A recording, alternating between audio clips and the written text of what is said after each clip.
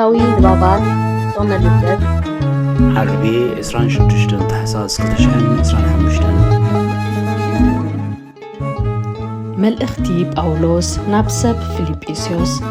ምዕራፍ 2 ካብ ፍቕዲ 5 ክሳብ 12 እቲ ኣብ ክርስቶስ ኢየሱስ ዝነበረ ኣተሓሳስባ ኣባኻትኩም ይሃሉ ንሱ ብባህሪኡ ኣምላኽ እኳ እንተኾነ ነቲ ምስ ኣምላኽ ዝነበሮ ማዕርነት ኣይገድፍን ኢሉ ኣይተኸራኸረን እንተኾነ ሰብ ብምዃን መልክዕ ባርያ ብምውሳድ ብገዛእ ፍቓዱ ንርእሱ ድኻ ገበረ ርእሱ ክሳዕ ሞት ኣትሓተ ክሳዕ ሞት ኣብ መስቀል እኳ ደኣ ተኣዘዘ ስለዚ ከዓ ኣብ ሰማያትን ኣብ ምድርን ኣብ ትሕቲ ምድርን ዘሎ ኩሉ ብርኪ ብስም ኢየሱስ ምእንቲ ትምርከኽ ልሳን ዘበለውን ንኽብሪ እግዚአብሔር ኣቦ ኢሉ ኢየሱስ ክርስቶስ ጎይታ ምዃኑ ትእመን እዩ ኣምላኽ ናብ ልዕሊ ኩሉ ልዕል ዘበሎ ካብ ኩሉ ስም ልዕል ዝበለ ስሙን ዝሃቦ መልእኽቲ ያዕቆብ ምዕራፍ 1 ካብ 19 ክሳብ ፍጻሜ ፍቑራት ኣሕዋተየ እዚ ትፈልጡ ኢኹም ኩራ ሰብኣይሲ ጽድቂ ኣምላኽ ኣይገብርን እዩ ስለዚ ነፍስ ወከፍ ሰብ ንምስማዕ ቅልጡፍ ንምዝራብ ደንጓይ ንኹራ ደንጓይ ይኹን ከመይ ኩራ ሰብ ናብቲ ኣምላኽ ዝደልዮ ቅኑዕ ህይወት ኣይበጽሕን እዩ ስለዚ ንርኽሰት ዘበለን ነቲ ደንፊዑ ዘሎ ክፍኣትን ካባኹም ኣርሕቑ ነቲ ከድሕነኩም ዝኽእል ኣብ ልብኹም ተተኺሉ ዘሎ ቃል ድማ ብግርህነት ተቐበልዎ ገበርቲ ቃል ኩኑ ርእስኹም እናጠበርኩም ሰማዕቲ ጥራይ ኣይትኾኑ ሓደ እኳ ሰማዕ ቃል ኮይኑ ገባሪ እንተዘይኮነ ንሱ ነቲ ገጹ ብምስትያት ዝርኢ ሰብኣዩ ዝመስል ንሱ መልክዑ ይርኢ ክይድሉ ከዓ ብኡ እንታይ ከም ዝመስል ይርስዕ እቲ ኣብቲ ምሉእ ሕጊ ንሱ ድማ ሕጊ ሓርነት ኣጸቢቑ ዝጥምትን ዝጸንዕን ግብሪ ዝገብር እምበር ዘይርስዕ ሰማዒ ግና እዚ ብግብሩ ብፁእ ክኸውን እዩ ሓደ እኳ ንልቡ ደኣ ዘስሕቶ እምበር ልሳኑ ዘይለጉም እንተሎ ንኣምላኽ ዘምልኽ ከም ዘሎ እንተመሰሎ ኣምልኾኡ ከንቱ እዩ ኣብ ቅድሚ ኣምላኽን ኣቦን ንጹህን ርኽሰት ዘይብሉን ኣምልኾ እዚ እዩ ርእስኻ ካብ ርኽሰት ዓለም እናሓለኻ ንዘኽታማትን መበለታትን ኣብ መከረኦምን ፀበብኦምን በደሉ የተከደነለት ኃጢአቱ ያልተቆጠረ ያልታሰበበት ለኔ የተረሳለት ነው በምሕረት የተጎበኘ መዝሙሬ ዘመርልከው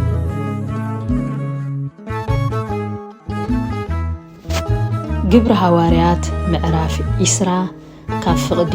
18 ክሳብ 26 ናብኡ ምስ መጹ ከዓ ከም ዝስዕበሎም ካብታ እግረይ ናብ እስያ ዝረገጽ ኩላ ቀዳመይቲ መዓልቲ ጀሚረ ኩሉ ግዜ ምሳኻትኩም ከመይ ከም ዝነበርኩ ንስኻትኩም ትፈልጡ ኢኹም ብውዲት ኣይሁድ ፈተና እንተበጽሐኒ እኳ ብኹሉ ትሕትናን ብብዙሕ ንብዓትን ንጎይታ ከመይ ገይረ ከም ዘገልገልኩ ዝጠቅም ዘበለ እናሰበኽኩልኩም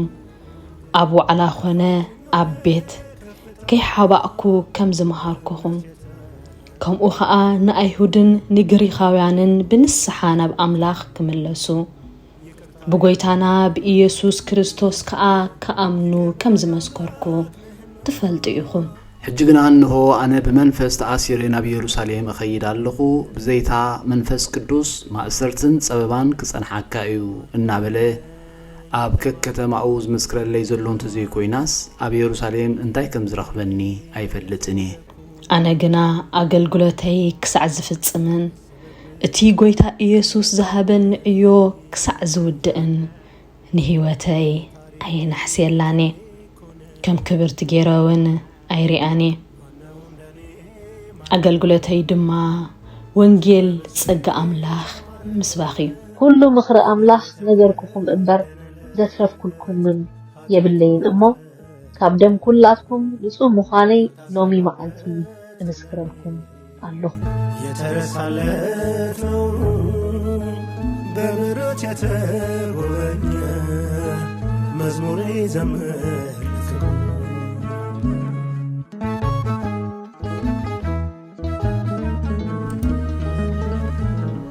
ወንጌል ሉቃስ ምዕራፍ 15 ካብ 11 ክሳብ 25 በለ ድማ ንሓደ ሰብኣይ ክልተ ደቂ ነበርዎ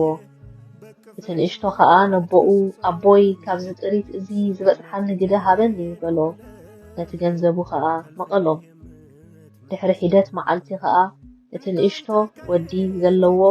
ኩሉ ኣኪቡ ናብ ካልእ ርሑቕ ሃገር ከደ ኣብኡ ድማ ነቲ ጥሪቱ ብቕለትን ዕብዳንን ዘረዎ ዘለዎ ዘበለ ምስ ወድአ ኣብታ ሃገር ብርቱዕ ጥሜት ኮነ ንሱ ከዓ ክስእን ጀመረ ከይዱ ምስ ሓደ ካብ ደቂ ሃገር እቲኣ ተወዓዓለ ንሱ ከዓ ሓሰማታት ክጓሲ ናብ ምድሩ ሰደዶ ካብቲ ሓሰማታት ዝቐለበው ቋርፍ ከብዱ ክመልእ ከዓ ሃረር ይብል ነበረ ዝህቦ ግና ሓደ እኳ ኣይረኸበን ሽዑ ናብ ልቡ ተመሊሱ በለ እንጌራ ዝተርፎም ኣገልገልቲ ኣቦይ ክንደዮ ኣነ ግና ኣብዚ ብጥሜት መውት ኣለኹ ተንሲኤ ደኣ ናብ ኣቦይ ክኸይዱ እሞ ኣቦ ኣብ ቅድሚ ሰማይን ኣብ ቅድሚኻን ሓጢኣት ገበርኩ ደጊም ወድኻ ክበሃል ኣይበቅዕኔ ከም ሓደ ካብ ገላውኻ ግበረኒ ክብሎ በለ ተንሲኡ ከዓ ናብ ኣቦኡ ተመልሰ ኣቦኡ ድማ ገና ርሑቕ ኮሎ ረኣዮሞ ደንገጸሉ ጎዩ ከዓ ብኽሳዱ ሓኒቑ ሰዓሞ እትወዲ ድማ ኣቦ ኣብ ቅድሚ ኣምላኽን ኣብ ቅድሚኻን ሓጢኣት ገበርኩ ደጊምሲ ወድኻ ክበሃል ኣይበቅዕኔ በሎ ኣቦኡ ግና ንገላውኡ ብሉጽ ክዳን ኣምጺእኩም ክደንዎ ካትም ኣብ ኣጻብዑ ኣሳእን ውን ኣብ ኣጋሩ ውደይሉ ስብሕትላም ኣምጺእኩም ሕረዱ ንብላዕ ንተሓጎስ ምኽንያቱ እዚ ወደይ ሞይቱ ነይሩ ሓዊዩ ጠፊኡ ነይሩ እንተረኺቡ እሞ እዚ ወደይ ሞይቱ ነይሩ ሓዊዩ ጠፊኡ ነይሩ ውን ተረኺቡ እሞ እዚ ወደይ ሞይቱ ነይሩ ሓዊዩ ጠፊኡ ነይሩ ውን ተረኺቡ እዩ በሎም ክሕጎስ ድማ ጀመሩ ይቅርታ የማያልቅብህ ይቅር ባይ አምላክ ነህና በቀልህ ምሕረት ሆኖልኝ ለቅኔ ቆምኩ እንደገና ማነው እንደኔ ማነው እጅግ በብዙ የተማረ በደሉ የተከደነለት ኃጢአቱ ያልተቆጠረ ያልታሰበበት እንደኔ የተረሳለት ነው በምሕረት የተጎበኘ መዝሙሬ ዘምር ክብሪ እግዚአብሔር ኣብ ሰማያት ኣብ ምድሩን ሰላም ኣብ ሰቡን ሓጎስ ይኹን ወጎይታ ንኹሉ ትመልኽ እግዚአብሔር ኣቦ ተሓደ በይኑ ወዱ ዝኾነካ ኢየሱስ ክርስቶስን መንፈስ ቅዱስን ኣብ ልዕሊ ሰማያት ትገዝእ ነመስግነካ ንባረኸካ ነገልግለካ ንሰግደልካ ንእመነልካ ብግሩምነትካ ንዛረበልካ ስለቲ ዕቤትካን ልዕልናኻን ነመስግነካ ኣለና ኦ ጎይታናን ኣምላኽናን ገንሸል ኣምላኽ ነቦ ሓደ ወዱ ሓጢአት ዓለም ተረሕቕ ጸሎትና ተቐበል ኦ ኣቢማን ኣቦኻ ተቐሚጥካ ዘለኻ መሓረና ንስኻ ንበይነኻ ቅዱስን ልዕሊ ኩሉን ኢኻ ኩሉ መዓልቲ እባረኸካ ኣለኹ ነቲ ቅዱስ ስምካ እውን ዘለዓለም ዓለም ውድሶ ኦ ኣምላኸይ ኣብ ምድሪ ሕግታትካ ብርሃነይ ስለ ዝኾነ ካብ ለይቲ ኣትሒዛ መንፈሰይ ናባኻ ተንግህ መድሓኒይ ስለ ዝኾንካ ንመገድኻ እኽተሎ ኣለኹ ኦ ጎይታ ኣንጊህካ ንድምፀይ ትሰምዖ ኣንጊሄ ድማ ኣብ ቅድሚኻ እቐውም ንስኻ እውን ትርእየኒ ክብሪ ንእግዚአብሔር አቦን ጎይታ ኢየሱስ ክርስቶስን መንፈስ ቅዱስን አሜን። ኦ ጎይታ ኃጢአትና ሕደገልና ኦ ጎይታ በደልና ይትጸብጽበልና ኦ ጎይታ አበሳና ይቅረበለልና ኦ ጎይታ ንሕሙማት ህዝብኻ ብፀሓዮም እሞ ምእንቲ ተቅዱስ ስምካይልካ ፈውሶም ኦ ጎይታ ነቶም ዝሞቱ ኣቦታትናን ኣዴታትናን ኣሕዋትናን ኣሓትናን ከዓ ነፍሶም ኣዕርፍ ኦ ካብ ሓጢአት ንጹህ ዝኾንካ ጎይታ መሓረና ኦ ካብ ሓጢአት ንጹህ ዝኾንካ ጎይታ ርድኣና ልማኖናኻ ተቐበለልና ክብርን ምስጋናን ብፍጹም ማዕርግ ቅድስና ንዓኻ ይግባእ አሜን። ኦ ጎይታ መሓረና ኦ ጎይታ መሓረና ኦ ጎይታ ባረኸና አሜን። ቅዱስ ቅዱስ ቅዱስ እግዚአብሔር ጎይታ ሰራዊት ሰማይን ምድርን በክብርኻን ብልግስኻን ምሉአቴን ኦ ንኩሉ ትመልኽ እግዚአብሔር አቦ መሓረና ኦ ጎይታ ሰራዊት አምላኽ ኃይልታት ምሳናኹን ምኽንያቱ ኣብ ግዜ ሽግርናን ጭንቀትናን ብዘይካኻ ረዳእ የብልናን ኦ አምላኽ አባና ሕደር ንበደልና የቕሬታን ምሕረትን ግበረልና እቲ ብድሌትናን ብዘይድሌትናን ዝገበርናዮ እቲ ብፍላጥን ብዘይፍላጥን ዝሰራሕናዮ ስውርን ግህዱን ዝኾነ ሓጢአትና ምእንትቲ ኣብ ልዕሊና ዝስመ ቅዱስ ስምካይልካ ኦ ጎይታ ይቕረበለልና ኦ ጎይታ ከም ምሕረትካ ደኣ እምበር ከም ተግባርና ኣይኹን ኦ እግዚአብሔር አምላኽ ኃይልታት ቅድሚ ኩሉ እዋን ዝነበርካ ንዘለዓለሙን ህልው ዝኾንካ ፀሓይ ብመዓልቲ ከብርህ ጸልማት ከዓ ንዕረፍቲ ደቂ ሰባት ዝፈጠርካ ኦ ንጉስ ዘለዓለም ነዛለይቲ እዚኣ ብሰላም ሕዲርካ ናብዛ መጀመርታ መዓልቲ ስለዘእተኻና ነመስግነካ ኣሉና ኦ ንጉስናን ንጉስ ዘለዓለምን ብርሃን ገጽካ ክትንጸብረቐልና ኣምላኻዊ ብርሃን ፍልጠትካ እውን ከተብርሃልና ንልምነካ ደቂ ብርሃንን ደቂ መዓልትን ክንከውን ኣብቅዓና ኦ ጎይታና ምእንቲ እዛ መዓልቲ እዚኣ ብቅድስናን ንጽህናን ብሰናይ ምዕዶ ክንሓልፋ ነቲ ዝተረፈ ህይወትና እውን ብዘይ ዕንቅፋት ክንፍጽሞ ሓግዘና ምስ ርህሩህን መፍቀሪ ሰብን ዝኾነ ሓደ ወድኻ ኢየሱስ ክርስቶስን ወሃቢ ጸጋ መንፈስ ቅዱስን ክብርን ምስጋናን ውዳሴን ኣምልኾን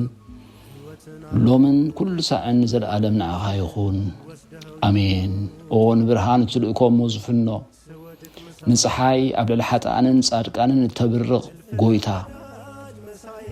ንፀሓይ ኣብ ኩሉ ዓለም ከብርህ ዝገበርካ ልብናን ኣእምሮናን ምስተውዓልና ናብርህ ኣብዛ መዓልቲ እዚኣ ደስ ከነብለካ ዓድለና ብጎይታና ኢየሱስ ክርስቶስ ካብ ኩሉ ክፉእ ነገር ዘበል ሓልወና ካብ ኩሉ ሓጢአትን ካብ ኩሉ ተጻራራ ሓይልን ኣድሕነና ምስ ርሕሩሕን መፍቀሪ ሰብን ዝኾነ ሓደ ወድኻ ኢየሱስ ክርስቶስን ወሃቢ ህይወት መንፈስ ቅዱስን ክብርን ምስጋናን ውዳሴን ኣምልኾን ሎምን ኩሉ ሳዕን ዘለዓለም ንዓኻ ይኹን አሜን። ኦ ጎይታ መሓረና ምሕረትካ እውን ኣብዝሓልና ኦ ኣብ ነፍሲ ወከፍ ሰዓትን ግዜን ኣብ ሰማይን ምድርን ብኽብረት ዝስገደልካ ክርስቶስ እሙን ኣምላኽና በዓል ነዊሕ ትዕግስትን ብዙሕ ምሕረትን ብሰናያት ዝተመላእካ ርህሩህን ነቶም ኣነ ዝቐዳማዮም ሓጢአተኛታት እትምሕር ንሓጥእ ብንስሓ ተመሊሱ ብህይወት ክነብር እምበር ሞቱ ዘይትደሊ ምእንትቲ ዝጽበዮም ዘሎ ተስፋ ሰማያት ክረኽቡ ንኩሎም ናብ ድሕነት እትዕድም ኦ ጎይታ ኣብዛ ሰዓት እዚኣን ኣብ ኩሉ ሰዓታትን ልመናና ተቐበል ህይወትና ኣቃናዓልና ትእዛዛትካ ክንገብር ምርሓና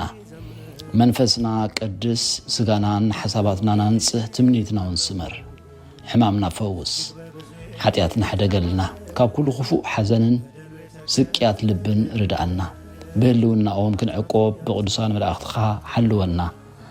ናብ ውህደት እምነት ከነምርሕ ምእንቲ ናብቲ ዘይምርመርን ዘይውሰንን ፍልጠትካ ክንበጽሕ ዓድለና ንስኻ ንዘለዓለም ብሩኽ ኣምላኽ ኢኻ አሜን።